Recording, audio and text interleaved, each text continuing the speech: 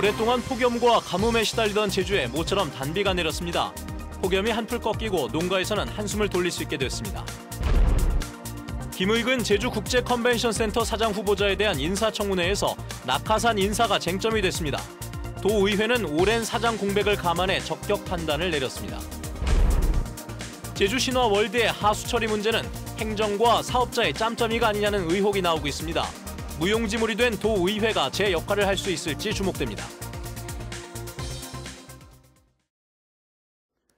네, 여러분 안녕하십니까. 뉴스데스크 제주입니다. 단비라는 표현이 이토록 잘 어울릴까 싶습니다. 모처럼 제주의 대지를 적셨던 하루였는데요. 무더위는 잠시라도 한풀 꺾였고 그동안 하늘만 쳐다봐야 했던 농가에서는 그나마 한숨을 돌릴 수 있게 됐습니다. 김항섭 기자의 보도입니다. 뿌연 안개 위로 빗줄기가 계속 쏟아집니다. 한라산에는 100mm가 넘는 많은 비가 내렸고 다른 지역도 10mm 안팎의 강우량을 기록했습니다. 폭염이 시작된 지 40일 만에 제주 전역에 비가 내린 겁니다. 장기화된 폭염으로 메말라가던 제주 지역에 시원한 빗줄기가 쏟아지면서 더위도 잠시 물러갔습니다. 오랜 가뭄에 바싹 말라있던 당근밭은 촉촉하게 물기를 머금었습니다. 메마른 흙 속에서 싹이 나오기를 기다리며 하늘만 쳐다보던 농민들은 꿈같은 단비에 한숨을 돌릴 수 있게 됐습니다. 물을 길어다가 밭에 공급을 하고 있습니다만은 그 양으로는 절대 부족한 실정입니다. 비가 내려줘서 상당히 농민들은 고맙게 생각하고 있습니다. 제주에는 지난달 10일 이후 40일 동안 비다운 비가 내리지 않으면서 당근 주산지인 구자와 성산 등 동부 지역을 중심으로 가뭄이 심해져 왔습니다.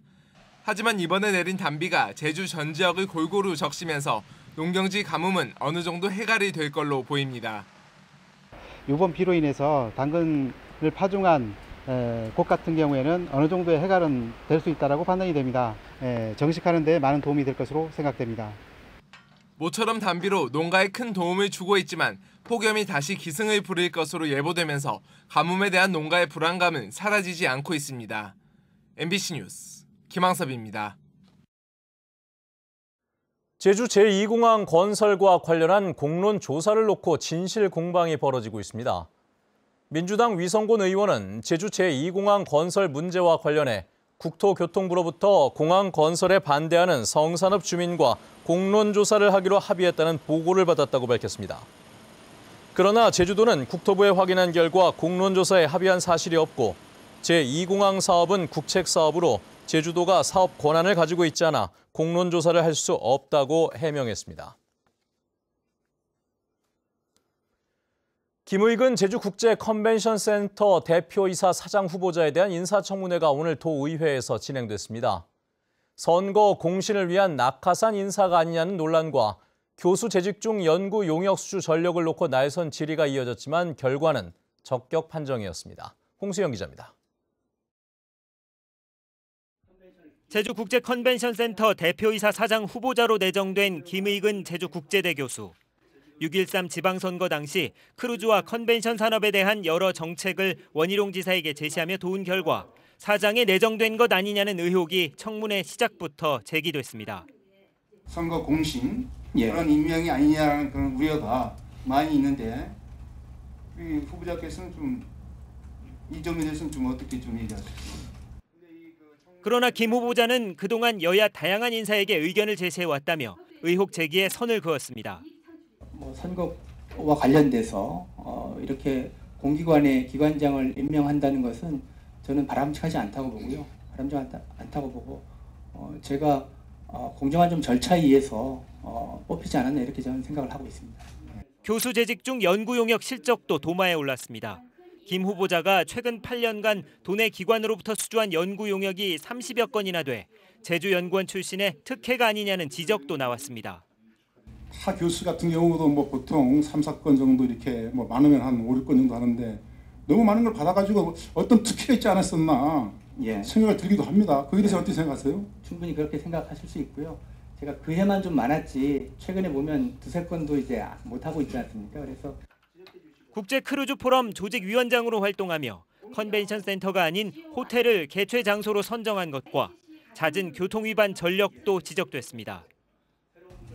주차 위반이 뭐 10여 건 이상 되는 걸로 알고 있습니다. 그래서 제가 평소에 주차하는 습관이나 이런 것들을 좀 반성하게 됐습니다. 그래서 도의회 문광위는 김 후보자가 전문 경영인으로서 경험이 부족하지만 포럼 개최 공로를 인정하고 5개월 넘게 이어지는 컨벤션 센터 사장 공백을 감안해 적격하다는 인사청문 보고서를 채택해 원희룡 지사에게 전달했습니다. MBC 뉴스 홍수현입니다. 고희범 제주시장 예정자의 인사청문회가 내일 예정된 가운데 민주당이 비판적인 입장을 보여 인사청문 결과가 주목됩니다. 민주당 제주도당은 대변인 논평을 내고 민주당은 행정시장 공모와 관련해 관여한 바가 없었고 개인의 자리 욕심을 위해 동분서주하는 사람의 모습을 협치라는 이름으로 도민을 기만하는 일은 없어야 한다고 주장했습니다. 네, 저희가 JDC가 벌이는 신화월드와 예래 휴양형 주거단지 같은 대규모 개발 사업의 하수 처리 문제에 대해서 연속 보도를 해드렸는데요.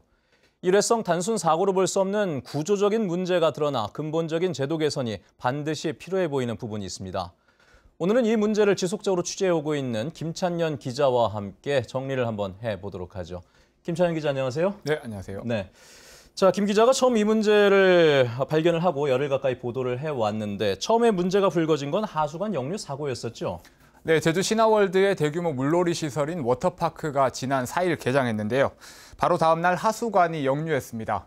처음엔 단순한 사고로 알았는데 원인을 취재하다 보니 문제가 많더라고요. 예.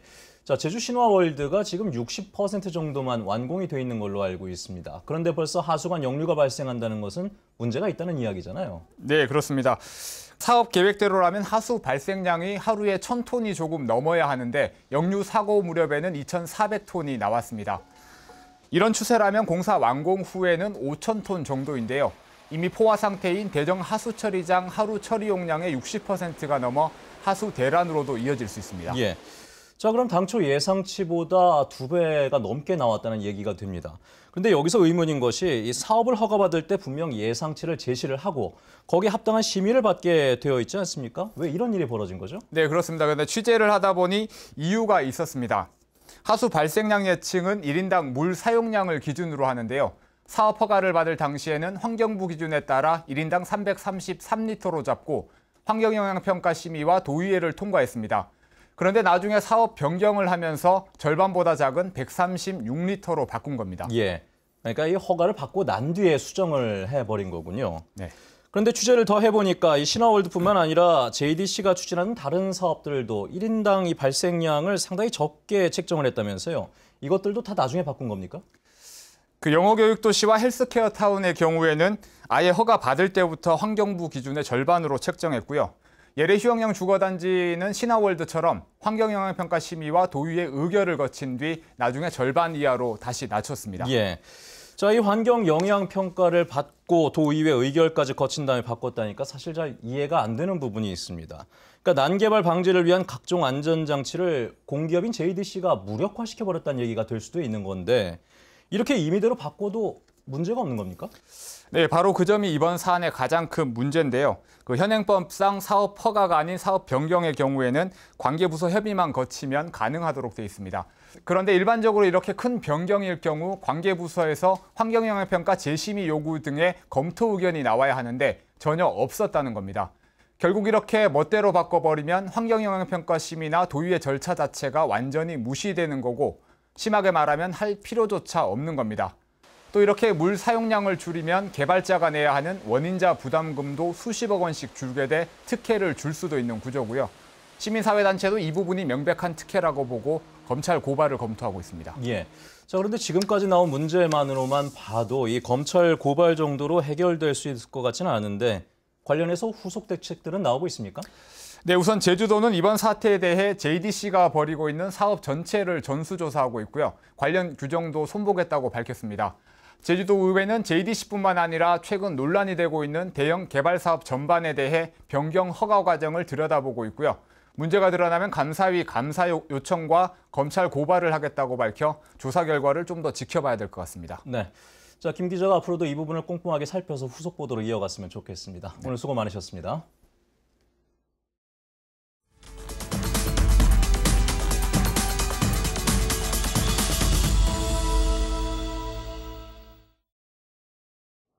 민주노총 공공연대노조 제주지부는 제주대학교 학생생활관 식당 내부에 설치한 CCTV가 비정규직 직원들을 감시하기 위한 인권 침해라며 철거할 것을 요구했습니다. 대학 측은 안전과 출입 관리를 위한 목적이라고 밝히고 있지만 노조는 조리실 당사자들의 동의나 의견 수렴 없이 일방적으로 추진해 일상을 감시당하고 있다고 주장했습니다. 중앙아시아 파미르고원에 있는 고봉 등정에 나섰던 제주산악회 등반 대장이 숨지는 사고가 발생했습니다.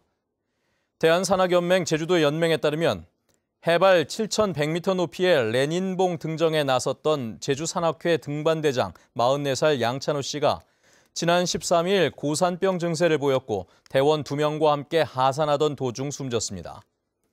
나머지 제주산악회 원정 대원들은 모레 귀국할 예정입니다.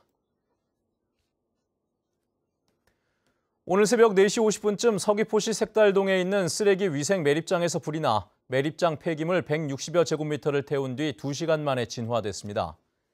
소방당국은 전날 버린 쓰레기에 섞여 있던 담뱃불로 인해 불이 났거나 자연 발화로 생긴 화재로 추정하고 매립장 관계자를 상대로 화재 원인을 조사하고 있습니다.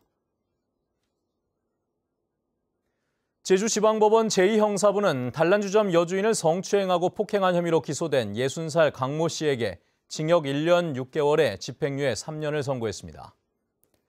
강 씨는 지난 2월 제주 시내 한 유흥주점에서 성매매 여성을 불러달라고 한 뒤 이를 거절한 여주인을 성추행하고 폭행한 혐의로 재판에 넘겨졌습니다. 농산물품질관리원 제주시원은 지난 한 달 동안 관광지 주변 음식점과 축산물 판매장의 원산지 표시를 단속한 결과 위반 업소 11곳을 적발했습니다. 위반 내용은 원산지를 표시하자는 업체가 7곳으로 가장 많았고 외국산 돼지고기를 제주산으로 속여 표시하는 등 거짓 표시가 4건이었습니다. 제주항공은 다음 달 12일부터 26일까지 제주와 일본 후쿠오카 노선에 주 4회 일정으로 부정기편을 운항합니다. 제주항공은 이번 부정기편 운항을 통해 후쿠오카 노선의 시장성을 살펴본 뒤 연내에 정기 노선 전환 여부를 확정할 계획입니다. 한편 제주항공은 지난달 6일 취항에 이달 말 종료 예정이었던 제주와 홍콩 노선을 10월 말까지 추가 운항합니다. 전교조 제주지부는 교원의 교육 이외의 업무를 없애는 것을 조직 개편 방향으로 삼아달라고 제주도 교육청에 요구했습니다. 전교조는 제주 지역 교원들의 주당 수업 시간이 전국 최상위권인데도 하루에 2시간 이상을 공문과 회계 처리 등 교육 이외의 업무를 하는 바람에 학생 생활 지도와 상담 시간이 줄어들고 있다고 주장했습니다. 뉴스데스크 제주를 마칩니다. 시청해주신 여러분 고맙습니다.